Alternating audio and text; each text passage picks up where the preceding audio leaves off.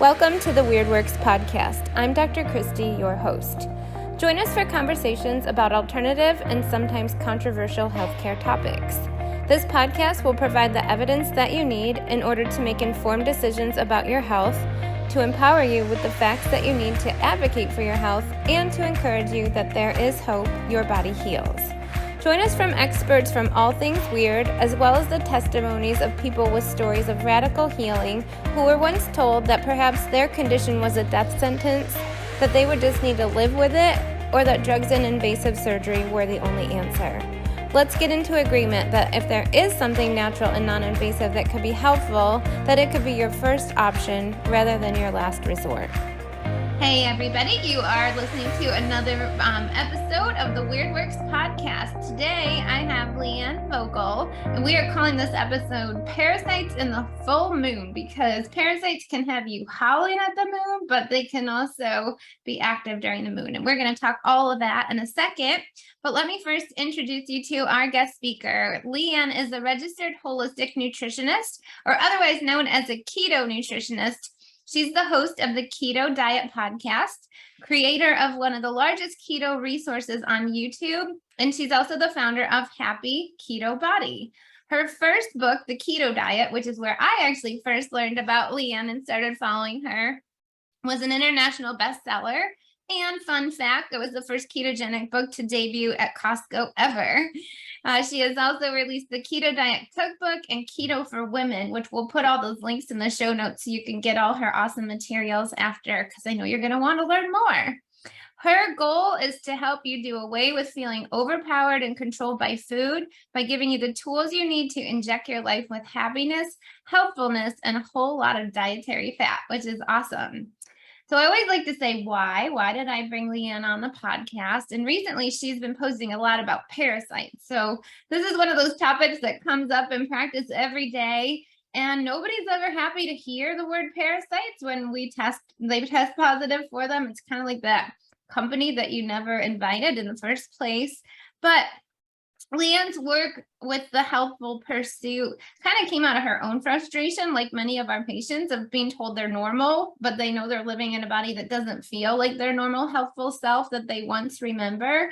And also after like tests and poke and prodding and all this other specialists, and all comes back normal. And then unfortunately, sometimes they even say it's all in your head. So I thought she really represents the Weird Works audience in a way of being an expert on some of these topics like parasites, but as well as having lived it out herself.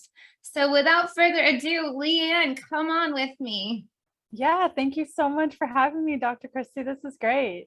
You're very welcome. So I thought, that's your intro, but do you want to introduce yourself more in like, what's your story? Like, how did you get involved in like natural medicine in the first place? Oh my goodness, how much time do you have? Well, I know, it's a really right? simple story. I had an eating disorder from a very young age until I was about 30 years old. And about halfway through that, a colleague noticed that I was quite unwell and suggested that I study nutrition. And he had done research for me and found a school down the street from our office and said, like, why don't you just go? They are having an open house.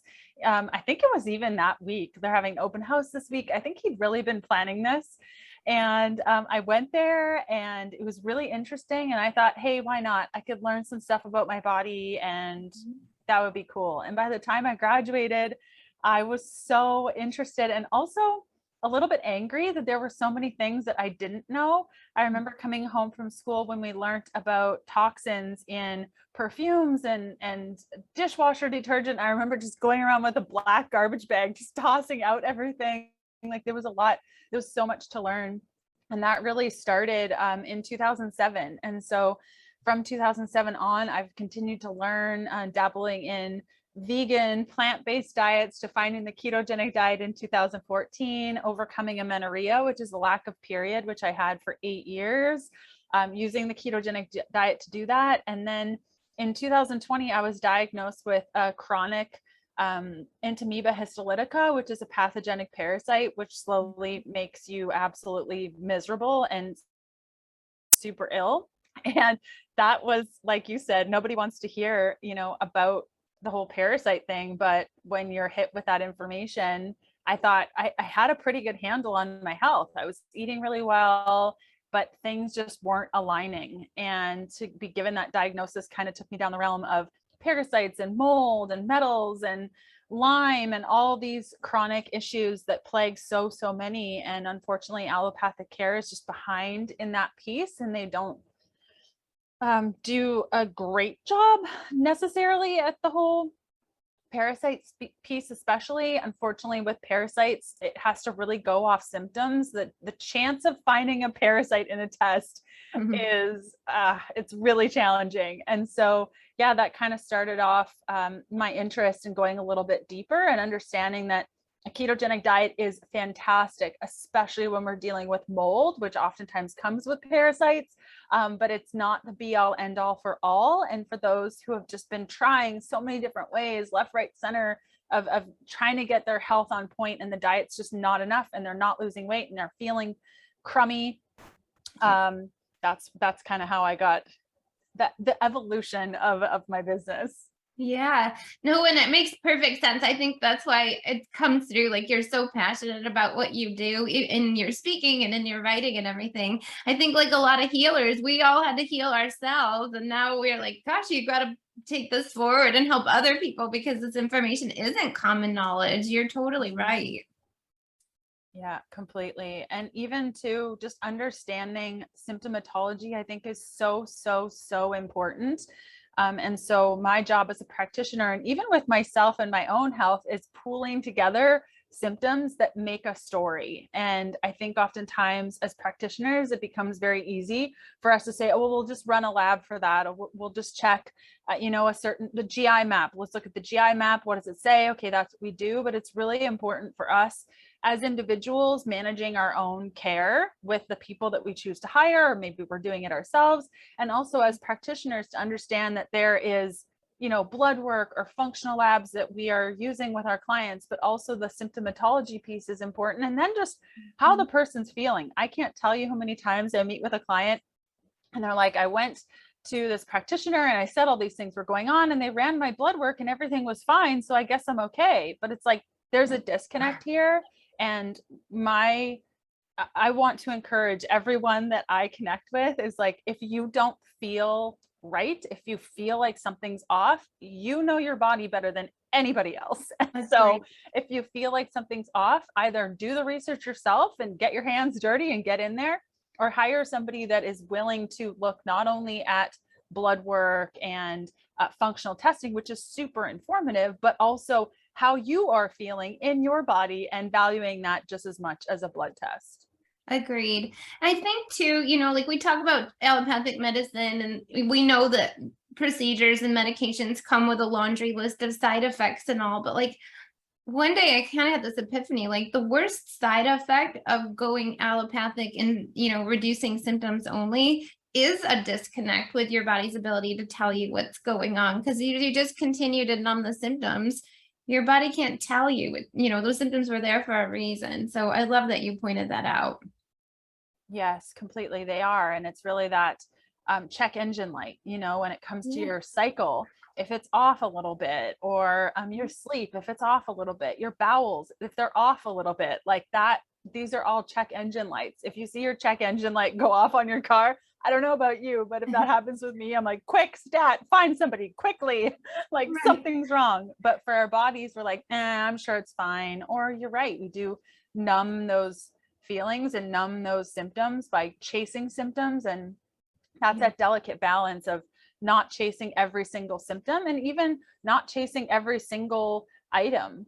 There are things in, for example, a GI map, a stool test, where I see it and I'm like, okay, that's good to know, but I'm not going to chase that because I know it's not root cause. And so as we're kind of layering things together, I'm starting to see that though parasites are important, is it root cause? I don't think so. I think parasites are able to exist in a body where things are imbalanced. Generally, they're able to exist in a body that's been subjected to mold. They're able to exist in a body that has heavy metal toxicity. And so the body allows these certain things to cultivate when it's imbalanced. And so ultimately, I think the root cause of most illness is just that not paying attention to those symptoms and letting things just continue sliding. And the moment we're like, hey, wait a minute, I think there's actually something off, that Right. slowly but surely. And I mean, it's taken me quite a while, and it's an ongoing process. I think that's another piece to it, is there's no end destination. And as I was working through my own parasitic stuff and kept getting reinfected, it was so incredibly frustrating, because if our bodies are allowing parasites in, they're going to allow more as we're healing. And so just being patient with ourselves and understanding that the goal isn't an end piece, it's just becoming more and more resilient. Agreed. I heard another functional medicine practitioner explain, like you were just saying, like parasites and mold and toxins, they all ride together. And it's kind of like in your body, if you had all these like dirty ponds, like water collects, and then there's all this bacteria and mold and everything. And so if you only kill the parasites, but you don't clean up the dirty ponds where everything festers, of course, they're just going to grow back. So that's kind of how we try to address it too, is like, what was that underlying thing that set the storm in motion, that created the perfect environment?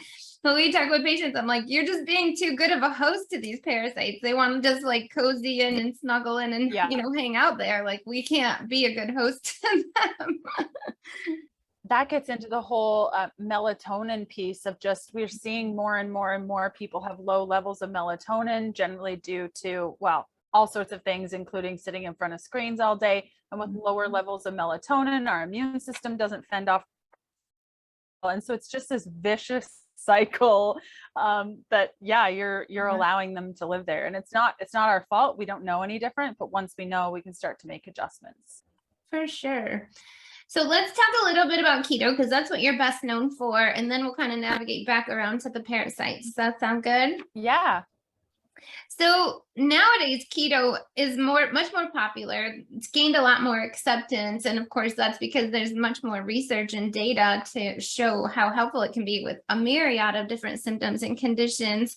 But even with that, I find, like, if we bring up in office keto, like maybe you should consider keto, people kind of like shut down to it. I think that there's a connotation like it's too hard, or it's going to involve all these like crazy calculations, or having to, stick your finger. And I know that I do point them to the Keto Diet Yearbook, because it really breaks it down. But I thought maybe a word of encouragement from the keto nutritionist herself on like getting started and kind of, breaking that barrier to attempting a keto diet. What do you think? Yeah. Well, first off, thank you so much for recommending my book. That is wonderful. Thank you. And I think a lot of it has to do with just our relationship to food. And I think that can be the most challenging. Unfortunately, it takes us getting super, super sick and unwell to be like, wait, maybe what I'm eating isn't working for me. And so I think we have this all or nothing mentality as it relates to some of these food things. As you're first getting started, I see nothing wrong. If you are totally against doing the keto thing and you can't even be bothered with the idea, why not choose to do the keto thing for a day and see what that feels like? And maybe you're able to go another day and see what that feels like. And maybe a third day. And by the fourth day, you're like, you know what? I just want a bowl of granola. Okay, cool. Have the granola, move on. However, if you're that type of person that has a strong relationship to food, and you're an all or nothing person where you have binge cycles, and there are times where you're not, if there's an opportunity to eat anything that's not nailed down, you're going to go for it.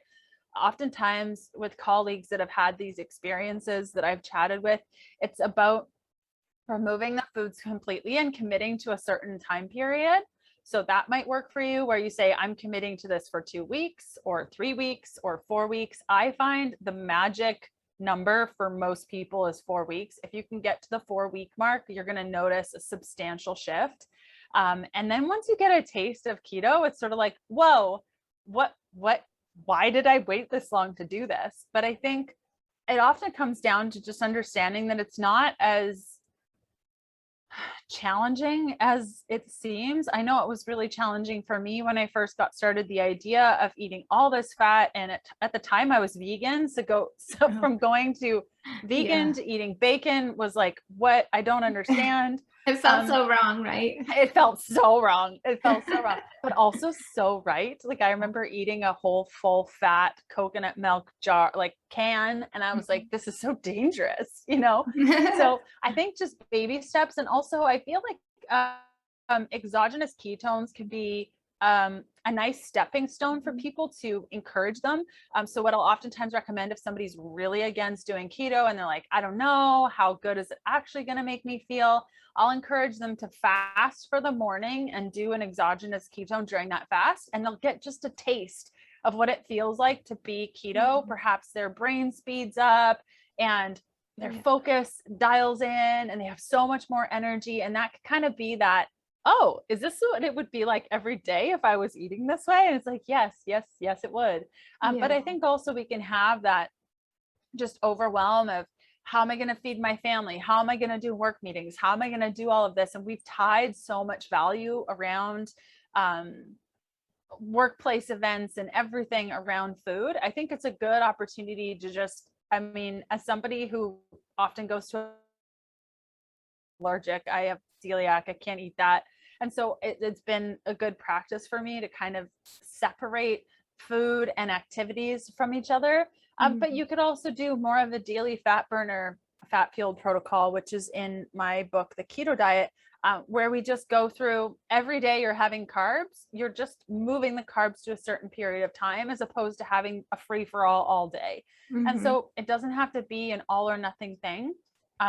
You know your body best and what you're going to thrive off of. And if removing carbs just seems crazy and you make it into lunch and then you end up eating all the Oreos, then that process is not working for you. And you need to like be honest with yourself and figure out another way that you can try this. And it doesn't have to be full blown keto. It could be maybe you're limiting yourself to 150 grams of carbs as opposed to 250. And then you go to 100 and then maybe you stay there for a month. So I think these little minute shifts will make a much better process overall than going all in for 3 days and then jumping off. And then, you know what I mean? It just gets to be too much. Well, I love that too, because it would be easier if they could get a feel for the benefit. Once people feel good and they're on it, they're convinced, you know, you don't have to do any more convincing, and they're motivated towards the positive and they don't want to lose all those health benefits.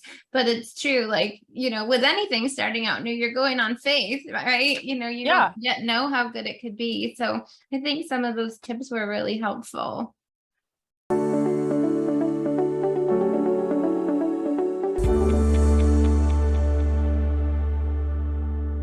Are you tired of going from diet to come up short and feel worse than you did when you started? Or are you just lost with all the mixed messaging out there today and not sure what's best for you and your lifestyle? Maybe you were told that you had to live with your symptoms and accept feeling less than your typical vibrant self. Well, I'm here to tell you the truth. As a practicing doctor of chiropractic, kinesiology, and clinical nutrition, I see people all the time that are just like you, frustrated and starting to lose hope.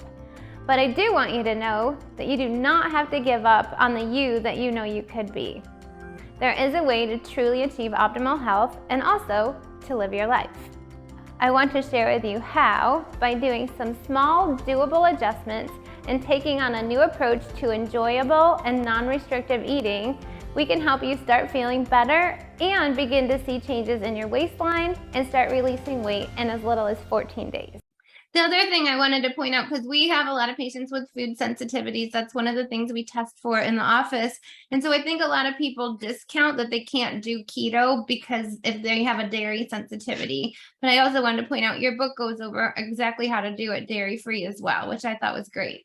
Yes, I have been allergic to dairy since forever. I've never had like cheese or milk. And I mean, I just wish I could, but it's just not in the cards. And you can 100% do keto. I actually suggest doing keto without dairy, generally speaking, especially in those that are inflamed and just a hot wreck when it comes digestion wise and things. But I think dairy can be relied on far too much on the ketogenic diet, and it can be a nice challenge once you get going and you get in the groove to reduce the amount of dairy, because it's so easy to overdo. So yeah, 100% you can do it without dairy. I have for 7 years and it's not a big deal. And so your keto cookbook is dairy free, is that true? Yes, the keto diet and the keto diet cookbook, both of those are cookbooks, and they're all dairy free. The keto diet cookbook has ways to add the dairy back in. So all the recipes are 100% dairy free. But if you want to add dairy, I had so many people say, yeah, but what if I wanted to add dairy to this? That we added that to the cookbook, and then had somebody test that because I couldn't taste anything. Right. So that would be fun. I would love to have been your cheese test taster. That sounds like a perfect job. Right? Yeah. She was really thrilled to help me with that. I bet. It's an awesome job. So then let's just kind of talk about, how did you go from keto to parasites? Like, you talked about it a little bit, and I listened to that episode that you did on your podcast, and we can put a link to that in the show notes too if people want to hear more. But I think it was titled something like "When Diet Isn't Enough" or something, right? Yeah. And that's really where I was. In 2020, I hired a dietitian to help me, because, when you're a professional in the space and you look at so many things in a day, it's just like, you can't even with your own, you just get blind to things. And so I hired somebody, and she said, oh man, you totally have a parasite. I'm like, a para-what-a? And she's like, let's do a test. So we did a GI map, and thankfully it showed up. Like I said, most testing for will not show up. If anyone's like, yeah, I'm going to get parasite tested, I have all these symptoms, and I'm sure we'll go through symptoms in a bit.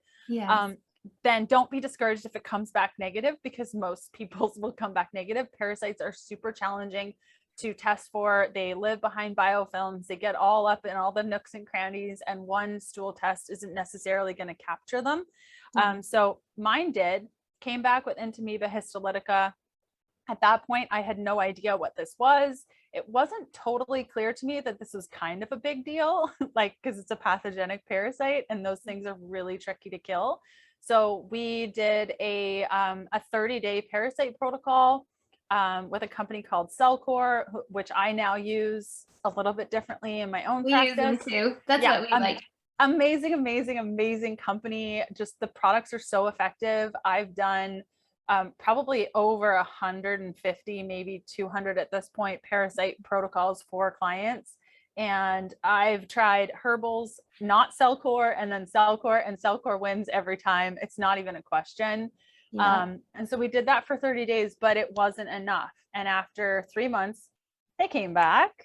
And so I did it again. I did a full moon protocol. I did it again for 30 days. And after 3 months, they came back. And finally, I was like, okay, so your girl is going to need to figure this out herself. So I went back to school for a couple courses in blood work, so I could see patterns of parasitic infections in blood work. So that was a big one. And then I did another blood work course and studied under a couple of brilliant people, including ICI with the mold piece and environmental piece, and a couple others with the parasite realm, and just reading a whole bunch and learning all about it, and then just took it upon myself to figure it out for myself. So that's kind of how I got into it, and then started seeing these patterns in my clients' blood work.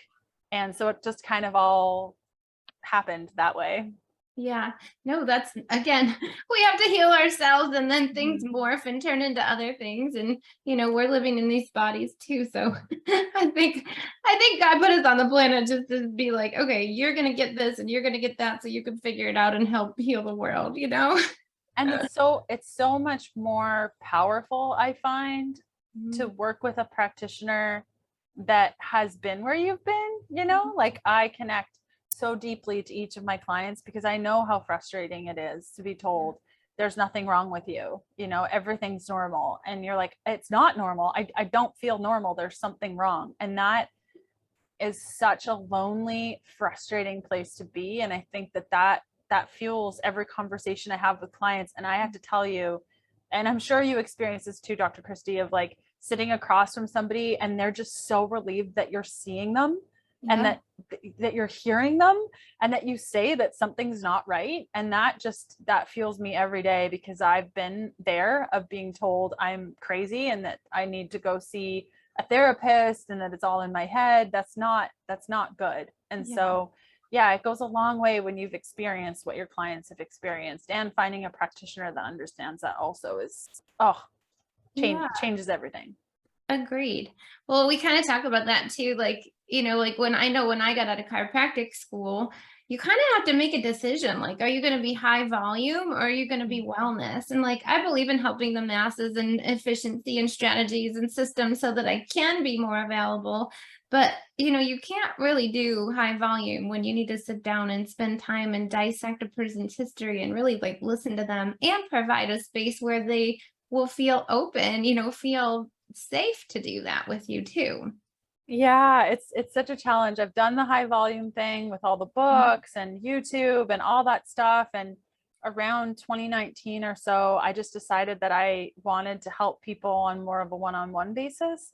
And that has been equally as beneficial, not only for me, but the people that I work with. But I go back and forth. I love high volume for like education, and those that can't afford to work with a practitioner one-on-one, having that information readily available so they can pull up their sleeves and get muddy and figure it out is so important. But yeah, I really enjoy working one-on-one with my clients, and being able to do that over the internet just still blows my mind that we're able to do this no matter where we are. So it's great. That's pretty cool. Leanne's in the Bahamas right now for all the listeners, so she's living the life. Yeah, with horrible internet, but yeah, it's definitely wonderful to be here. It's a good trade-off. Mm-hmm. So, okay, let's go into parasites. I feel like we could talk forever. It's funny, like certain podcast topics, I have to really like get my head around and like be organized. I'm like, we're just gonna riff about parasites. We could do this all day, So true. Okay, so talk about some myths. Like, people don't have to travel to a foreign country to get parasites, correct? Correct. You can get them from, oh, I'm sorry, kissing your dog, sleeping with your dog. I know, I still sleep with my dog. I can't help it. She's so cute. It just happens. Sushi, not washing your hands, undercooked meats, pork is a really big one. Yeah, so you don't have, water is another big one. You don't have to travel outside of your country to get them. And I think that's a huge misconception. And the minute you tell a doctor your symptoms, they'll say, well, have you traveled to Mexico? And you're like, no. And they're like, you can't have a parasite. Yeah, you totally can. Yeah, we have plenty of parasites right here in America. Sure do. Okay, so I know this is a really long list. I probably should have just printed it, but you probably have it memorized. So what are some of the most common signs of parasites? Like, why would the listeners suspect that they might have them? Yes, big ones are things like eye floaters, grinding your teeth. That's a really big one. Anal itch, that could be a big one, especially I've noticed when you're eating foods like pumpkin seeds, which can actually help to kill parasites, and then you're getting anal itch following it. What else? Those two are so common. More uncommon ones are things like biting your nails, SIBO. So if you've been diagnosed with SIBO, generally the root of SIBO is usually mold or parasites. So that can be a good one. If digestively, you either have a ton of constipation or a ton of diarrhea, or you're kind of mixed in between all of those, skin issues, itching, acne, rosacea, eczema. I say that like a Canadian, eczema, as Americans say it, I think. The increase of symptoms around the moon. So you mentioned that at the beginning. So as serotonin, which is your feel-good neurotransmitter, increases during the full moon, parasites love serotonin. And so you can start to have an increase in symptoms during the full moon, sometimes up to like 5 days, maybe even more before or after. So if all of a sudden your symptoms are increasing, that could be a sign. Blurry vision. So if all of a sudden you notice over the last couple of months that you're having to like rub your eyes and like clear them out, and you're like, do I need to get my glasses checked? Or maybe I need to go to the eye doctor. What is happening here? That can be it. Dry lips that extend past the lips even can be some. This was one that I struggled with. In fact, when I first met my now husband, we were watching a movie, dating, and I drooled all over his shoulder and felt when I fell asleep. Drooling while you're sleeping is a big one. And then just like a very common thing that I now have on my intake form is, have you ever been diagnosed with Giardia? Because Giardia, let me tell you, it's unfortunate. It is one of the most common parasites to be diagnosed that I've noticed in my practice. And oftentimes treatment is not used for Giardia. People are told to just wait 2 weeks and things will just figure itself out. Giardia has a 3-month life cycle, and that baby likes to burrow up in all sorts of places, including the ducts of the gallbladder. And oftentimes, I don't have any data to support this, but I've seen it enough that I can confidently say I've seen this pattern is women specifically who have had Giardia or some sort of food-based illness or traveled, and then a couple years later they get their gallbladder taken out. And so, yeah, that Giardia is super common and will go chronic and can cause issues in future. Headaches, migraines, those are kind of the big ones. When somebody says eye floaters, I instantly am like, do you think you maybe have a parasite? I think you might have a parasite. We should talk about parasites more deeply. Yeah. Well, and I think people think if they're not pooping their brains out that they don't have parasites. They think it's just gastrointestinal, but most of what you listed wasn't a GI symptom, right? Correct. Yeah. Yeah. And it's been linked with like Even mental health issues as well, like neurological disorders as well. Yes, completely. I mean, dark circles under your eyes. I mean, the list goes on and on, but those are some of the most common ones. And I know we're going to put a link to your download. You have a nice worksheet to kind of like help people through to see if they might have parasites and kind of walk them through like assessing themselves. And it kind of says that on there, like, I think you said if you have 15 or more on a regular basis or something like that, right? Yeah, exactly. And you can even use your blood work. I talk about that on my podcast too, using patterns of blood work to indicate what could be going on beyond diagnostic ranges. So understanding that when we go to our doctor and we get blood work taken, our allopathic doctors are there to diagnose and treat disease. So if they tell you that your blood work looks great, congratulations, they see nothing wrong diagnostically with you. That's great. That means the ball is still in your court and the things that you're experiencing are likely more functional in nature.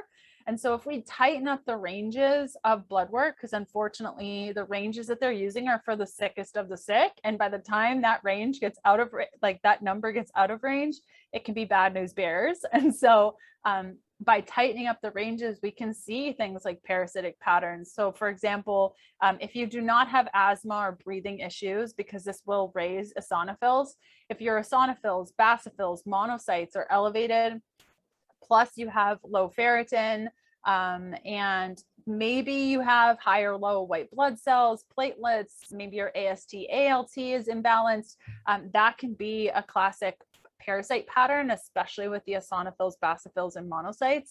And so that can give you more of an indication. In fact, when I started learning about all this, I went through my blood work and I found exactly the trip that we were on that I think that I got Entamoeba histolytica, and I researched that country, and sure enough, that's the most common parasite. And I could see it in my blood work from 2009 to 2020. Every time I got blood work, there it was, and nobody caught it. And so you can use your standard CBC with differential to determine whether or not this could be an issue. And because ferritin is parasite food, oftentimes the ferritin will be lower. But if you're living in an inflammatory body, oftentimes the ferritin will be higher. So it's not always a good indicator. So if your ferritin looks normal or elevated, it doesn't rule out parasites. It just means that probably it's inflated because of inflammation. And if the inflammation were being taken away, the ferritin would go back to normal, which is oftentimes after you kill parasites, your ferritin will drop down, and that's not uncommon. Just as we're reducing inflammation and such. Yeah. You also had said, I think I listened to this in your podcast on the parasites, like if you're trying to take iron and do a parasite cleanse at the same time, it could be counterproductive, correct? It's true. It's so I actually onboarded a client the other day who had like massive iron anemia to the point like she needs iron, and we need to get to the root cause of what's causing the anemia. But when you have a ferritin of like 3 and your TIBC, UIBC is all off the chart, it becomes, we have to make you feel better, and that iron is going to help, but it might also feed the parasites. But sometimes you just got to pick and choose until you get the body into a good place. And so it's really a matter of understanding and working with a practitioner that goes through all those details, and you need to prioritize. Like if your ferritin is 3, we can kill the parasites, but you're going to feel horrible the whole time. So maybe we get your iron up to a good level while also figuring out why the iron is so low and why you're having an issue with that, probably digestively, because there's some stuff going on beyond parasites even. And so generally that was my struggle too. My ferritin was 23 when I was diagnosed with the parasite piece, and I was put on iron, which I would never do for a client. If the ferritin is below 17, I start to think, okay, maybe we need to think about iron before we address parasites. But at 20 plus, my general rule, not always because everyone's unique, is like, let's deal with the iron later. It's probably low. Ferritin especially is probably low just because of parasites. But there's a lot more to understanding iron need. And I think that we look at ferritin, and if ferritin is up or down, that's iron, but it's not necessarily true. The better indicators are iron saturation and TIBC. So if you have a TIBC over 360, that could be a sign of iron need. And if the iron saturation is below 20, that could be a sign of iron need. And so by looking at more markers than just ferritin, you can determine, do I need iron, or can it wait a little bit while we fix the parasite situation, and kind of see how ferritin, which will take about 3 months or so to recuperate after, can balance out after you address the parasites.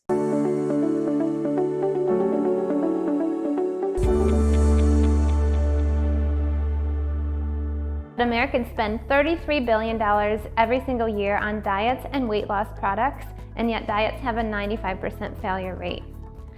These statistics and my 18 plus years experience as a practicing doctor show me the real dangers of a cookie cutter approach to health, and that truthfully, diets don't work.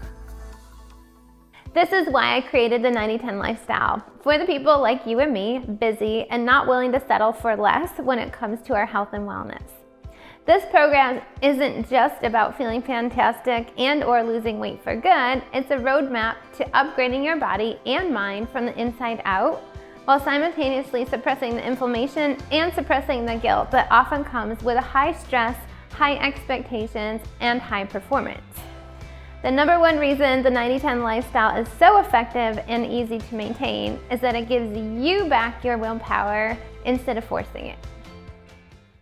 Right. And sometimes those tests that you mentioned are just on a common CBC and metabolic panel from an allopathic, and then other times they're not tested Correct. At all. So you guys will have to go and you have a folder in your desk or old blood lab sitting around, see how extensive it has been, and even just look for some of these patterns that Leanne mentioned. And, you can kind of do your own little assessment without some kind of like really expensive functional tool. Yes. But we do like some of the tests. Do you want to talk about like, when is it time to do a test? I love what you said. You're like, if you test positive for parasites, you have them. If you test negative, you probably still have parasites. So how do you know when to test? Yeah. How do they know when to test? Yeah. So as a practitioner, I'm always very conscious of people's money, right? Because like these tests and everything get really expensive really quickly if you're constantly digging and trying to find answers. So my number one tool is always blood work. Like the beautiful thing about America is that you can just go to a lab, many of them like Anytime Labs and a bunch of different ones, and just say, hey, I want a CBC with differential and a CMP 14 and some iron markers, and you will pay maybe $60. And so I with blood work first, just see, can we catch these patterns on your standard blood work? If that doesn't work, can we catch the patterns in your symptomatology? If you're like, yes, yes, yes, yes, yes to everything we just talked about symptoms wise, then do you really need a test? I don't think so. But if things aren't lining up, or there's a lot of GI issues happening and we don't even know like what's happening and where things need to go, I'll often use a GI map by Diagnostic Solutions. Now, that test is quite pricey. And so, like I said, I like to do blood work and symptoms, or symptoms only, or a combination of those. And then if we just can't make sense of things or we're unsure, I'll find a GI map can be beneficial. And I don't use them a lot in my practice. I know that a lot of practitioners require a GI map when you start working with them. That's cool. But I often find that if there are a bunch of things going on, we can spend a couple of months fixing the low-hanging fruit, and then we might say, okay, the GI is still not 100%. Do you want to do a GI map? Because we've done everything here and there's still something going on and we just want to make sure. So I just like to be conscious. Now, if you have unlimited budget and you're like, I really want to know, like myself personally, I like doing a GI map every 6 months just to like check on things, like, am I still okay? Is everything still good? Because the thing about this work is we're not living in a vacuum. So as you're addressing parasites, you could very well get another parasite. And so we need to understand that, especially as you're addressing these things, your body is not in a place yet where it can fight off those things. And so being really conscious, like clean your produce, like actually clean your produce. The best way to do is with hydrogen peroxide, like food grade hydrogen peroxide, super cheap, super easy. Spray it, wait 30 seconds, rinse it off. Don't eat undercooked meats at all. I would avoid pork, and certain things that you can do to just mitigate that. Avoid sushi as you're working through it. But I like to use those functional tests when there's either no low-hanging fruit, we don't have answers in the blood work or symptoms, and we're kind of like, okay, what now? Then it can be good. But I don't entirely love throwing money at the problem. And the issue of having all this data is that sometimes it's just a matter of, what is the diet looking like? Could we make improvements and then test? Because I think sometimes I've worked with practitioners in the past when I was totally clueless about all this stuff going on. And they're like, yeah, here are the 5 tests you need before you start working with me. And it's like, it gets really expensive, and there has to be low-hanging fruit. And oftentimes there is with every single client I meet. I'm like, oh, okay, we can make some huge improvements here, and then let's see how that goes. Yeah, I think that makes sense. And it's kind of the same. Like, I guess we kind of have the same mentality. You know, if a patient isn't progressing, they're doing all the correct, seemingly right things, diet, nutrition, lifestyle, supplement protocol, it's still not getting 100%, or you're not just, you know, moving the needle. Sure, then you need some additional tests, because like you pointed out, they're expensive, but then you also have to retest after, right? To prove that they're better. Oh, the retesting. Oh man, this is just, it's so hard. And I don't know about you, but I have such a hard time convincing my clients that they need to retest because they feel better and everything's good. And I'm like, I would suggest retesting just so we can make sure. And I can't tell you how many times I've onboarded clients who've worked with other practitioners, and they're like, yeah, I was told I had a parasite. Here's the test. I'm like, okay, well, where's the follow-up test? So like, we didn't do that. And so like, put it in your budget to retest. And if we can see the patterns in the blood work, which oftentimes we can, especially for parasites, it's super simple. Sometimes the retest is just blood, and that's great. That was a couple dollars and it's great. But yes, retesting. Yes, yes, yes. Okay, so let's talk about how to get rid of these buggers. They are kind of hard to get to because, like you said, they can come along with mold and other infections. They can have toxins. They can hold on to heavy metals, and they lay eggs. They do. So you want to talk about some treatment protocols? Yeah. So there are a couple of ways that I like to do it. And it really depends on what type of parasite and how long symptoms have been going on. And so there's really 2 tracks that I see in my mind. And it comes really down to finances and how long you want to go with this. Okay. So my understanding of parasites is if you've been at it for more than 3 or 4 months, I'm going to go like max 4, then parasites, like you've done all you can with the parasite thing. It's time to move on. And oftentimes that moving on is mold. And so in my mind, I have 2 tracks with the parasite bit. One is more of a herbal track where we're using things like Morinda or Alaria or golden thread or Artemisia, Mimosa pudica, which is also Para 1 from Cellcore. Yeah. Things like AP from Byron White, or those sorts of things where they're just more individual herbs or herb blends. Okay, so that's one track that's going to be less expensive. Then the Okay. second track is if you want to kill these guys and do it quickly, but spend money doing it, it's Cellcore, without a doubt. Like, I will always choose Cellcore if the client is like, yeah, I can spend that money, let's do this.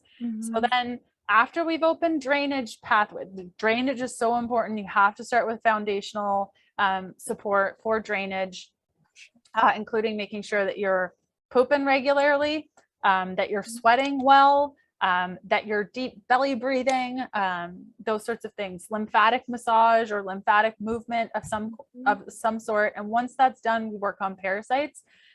Now we have those 2 tracks, the herbal track or the Cellcore track. I don't generally deviate from that because I've found 2 systems that work, but if I had to choose, it would always be Cellcore.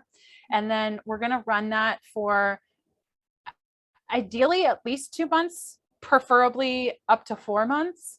But after that, I don't think that you need it past that. I know that at that point, there could still be parasites. There totally could still be parasites. But we need to also think of like the overkilling process of just, if you are taking, what's the one that I see everyone taking, and I'm like, why are you doing this? Walnut hulls, is that the one? Oh I think yeah, so. black Where walnut. people are just taking it forever. And I'm like, no, stop. Yeah. There has to be a reason why the parasites are able to be there. And oftentimes it's mold or metals. And so the next step is like, let's move on from the parasite stuff. We're going to, like, antifungals are going to address parasites. They will. So let's move on and assess mold. And what did I read the other day? I think it's like 85% of homes in America have mold. And so if you have a pulse, you have a parasite. And if you are alive, you've been subjected to some mold in your life. And so let's start detoxing from those mycotoxins. And that detoxification on its own is generally enough to get rid of parasites, at least to the point where you have a leg up on them. And then at that point, it's just a matter of, do we continue on to metal work, metals, depending on severity of the issue.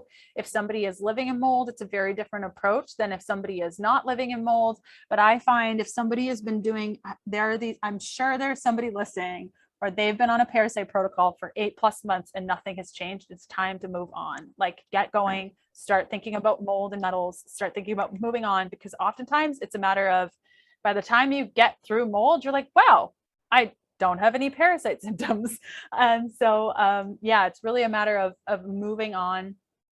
And then also, if you want to sprinkle in, like what I do now, having been cleared of parasites, you bet every other month I'm doing a full moon protocol, and I will do that until I die because I just don't want them again. I never want to have to deal with that again. And because our world has parasites every day, we can be subjected to them.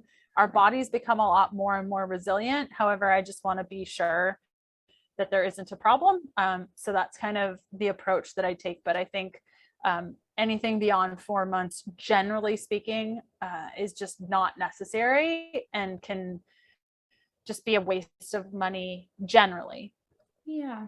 No, I think that's good for people to know the expectation, because if they're living with some of these chronic ailments, of course they're in a hurry. That's the problem. You probably get the same patients, like they want these things gone yesterday because they've been dealing with it much longer than you or I have come on the scene and start dealing with it together with them. And so, it's important for them to know that it's not going to be an overnight or a 1 or a 2 week thing. Yeah. And it's really the lifestyle pieces too. Like, oftentimes I find people are like, just give me a protocol. Tell me what I need to take.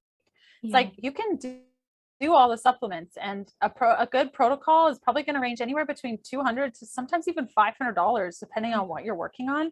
That's a lot of money, and it will be effective. But if you are still going out to eat and eating sushi and staying up late and sitting in front of your computer and not going for walks and not looking at the sun sometimes or going outside, like, they will come back. We need to make your body more resilient. We need to make your body stronger, and you can supplement with everything you want, but it's not going to make a lasting impact if your lifestyle and your food isn't on.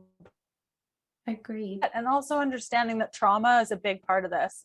And it's not something that I'm well versed in. I'm not moving on from that. And it's 5 years later, trauma can be really important to address in order to move things.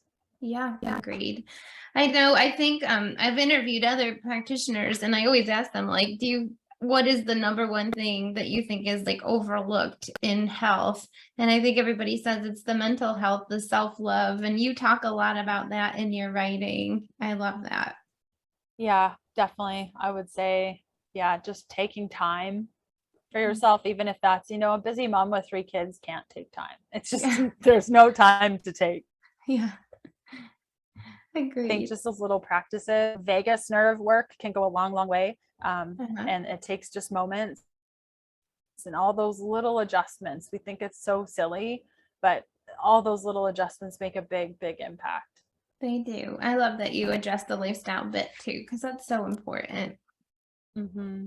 And then water damage. I'm in Florida, so like you said, did you say 85% of homes have some kind of like mold? And yeah, like all here in 150% in Florida have mold.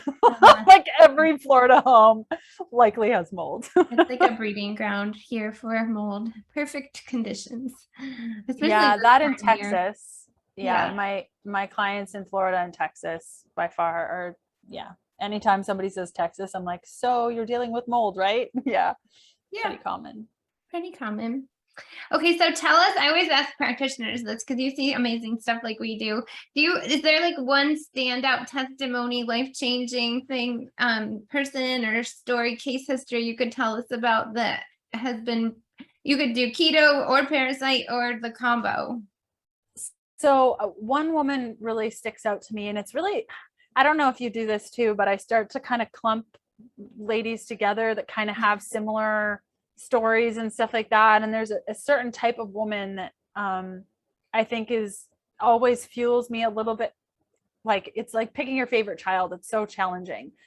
But you go into your doctor and they see your body.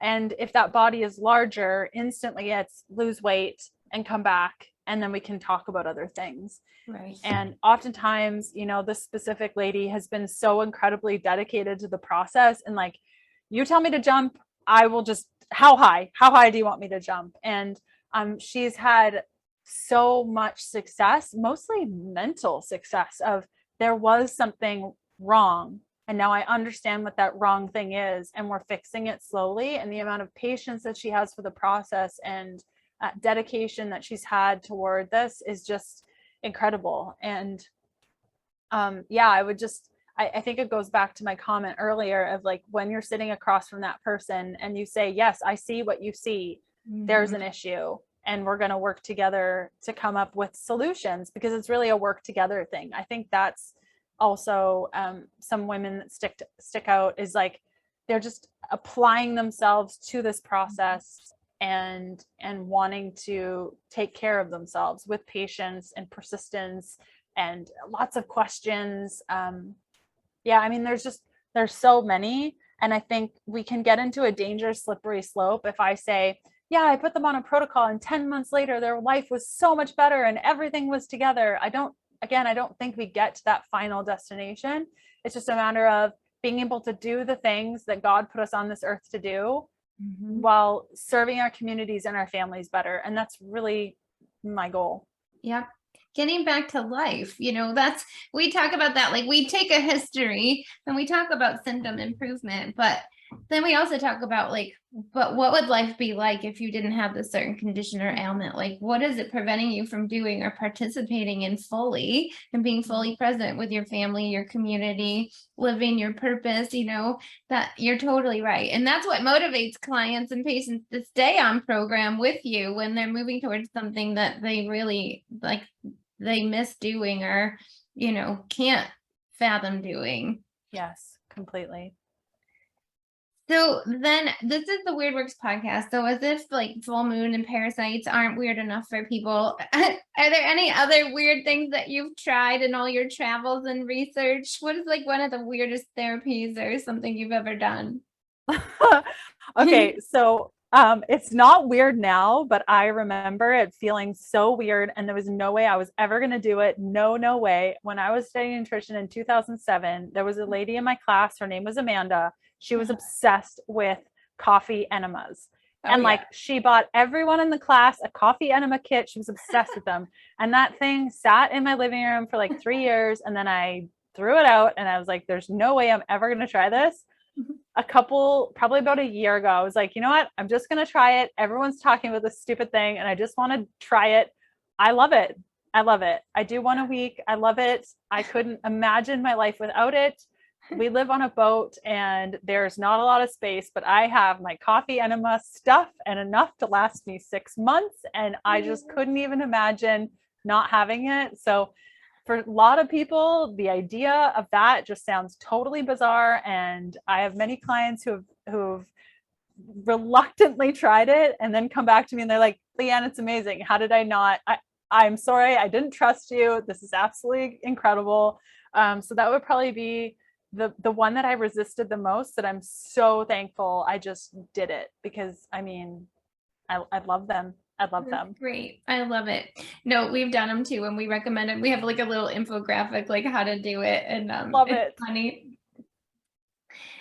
Okay, so that was so informative. I think people will get a lot out of this and be able to do a self-assessment, whether it's like just symptoms or consider some additional testing, or even to just pull out old blood work that they already have and kind of see if they see some of the patterns that you mentioned with the ferritin, the white blood cells, and then the little differential in eosinophils and that kind of thing. But if patients want to connect with you, our listeners want to learn more, where should we send them? Yeah, you can go to healthfulpursuit.com and there's a ton of resources on there about blood work and keto and all sorts of things. And if you're on Instagram, my name is at Leanne Vogel, LeanneVogel, and you can DM me there. Those are kind of the best ways. And then I have a podcast, the Keto Diet Podcast.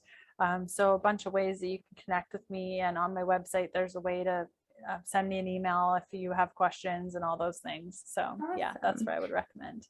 Very good. And we will put all those links for for the listeners' convenience in the show notes. Yeah. Any last comments or words from you today? I don't think so. I just want to thank you for having me on, Dr. Christy. This was really great. I so appreciate it. And yeah, just thanks for having me on to share about those little critters. Oh, one thing I do have to mention: if you find out you have a parasite, you've got to name him. So yes, that is a thing. We have Seth. We have, I don't even know. We should keep a board. I love that. You do. Yeah. It's just a fun little thing I like to do. Mine was Bob, and Bob really didn't want to die. He put up a really good fight. Bob, you got to come up with a mnemonic or something, or a rhyme though, because Seth, I was like, okay, death to Seth, that works. So, I love it. You get a little more extravagant with the names. They're harder for me to rhyme, but yes, I agree with you fully. Okay, well, thank you. It's been awesome. We will put all of Leanne's contact info and references that she mentioned in the show notes. Definitely take advantage of the free download and little questionnaire that she's provided for you guys. I think that'll be a valuable tool. And as usual, this has been another episode of the Weird Works podcast. In Good Health Naturally, I'm Dr. Christy. I'll talk to y'all soon.